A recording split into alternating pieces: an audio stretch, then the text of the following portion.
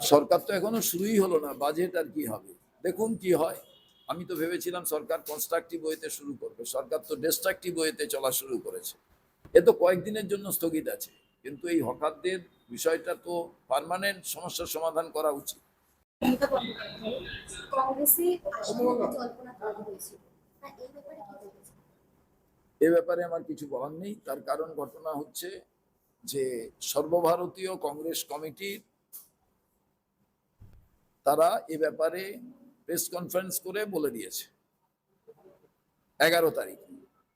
এরপরে আর এ ব্যাপারে কোন রকম কিছু বলার প্রয়োজন নেই। আমরা শুধু একটাই কথা বলছি, যারা কংগ্রেসে আসতে চান, কংগ্রেসের আদর্শ নীতি মেনে রাহুল গান্ধীর যে আপোষহীন লড়াই, সংবিধান বাঁচানোকে নিয়ে, দেশকে বাঁচানোকে নিয়ে, সেখানে যারা অংশীদার হতে চান তাদের জন্য আমাদের দরজা খোলা। রাহুল গান্ধীকে প্রধানমন্ত্রী করার জন্য যারা লড়তে পারবেন, যারা বিজেপির তানাশাহির বিরুদ্ধে, আরএসএস এর বিচারধারা এবং মনুবাদী সোচের বিরুদ্ধে বহুত্ববাদকে প্রতিষ্ঠা করার জন্য মনে করেন যে রাহুল গান্ধী একমাত্র ব্যক্তি, একমাত্র ফেস, তাদের জন্য অল ডোর ইজ ওপেন।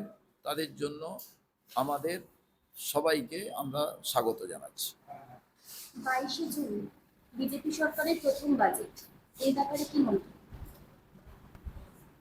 সরকার তো এখনো শুরুই হলো না, বাজেট আর কি হবে, দেখুন কি হয়। আমি তো ভেবেছিলাম সরকার কনস্ট্রাকটিভ ওয়েতে শুরু করবে, সরকার তো ডিস্ট্রাকটিভ ওয়েতে চলা শুরু করেছে। সরকার এখন মানুষের চাহিদাকে পূর্ণ করতে পারছে না বলে এই বাংলা দিবস, এই প্রধানমন্ত্রীকে নিয়ে আসা, এই যোগ ইন্টারন্যাশনাল এইসব করে বেড়াচ্ছে। হাইকোর্টের নির্দেশে স্থগিত রাখা হয়েছে হকার উচ্ছেদ। এ তো কয়েকদিনের জন্য স্থগিত আছে, কিন্তু এই হকারদের বিষয়টা তো পার্মানেন্ট সমস্যার সমাধান করা উচিত। এদের যদি সরানো প্রয়োজন হয়, অনেক জায়গা থেকে সরানো প্রয়োজনও আছে, সেখানে এদের নির্দিষ্ট কম্পেনসেশন কিংবা এদের আলাদাভাবে পুনর্বাসনের বিষয়টা কি হবে, এগুলো তো দেখা প্রয়োজন।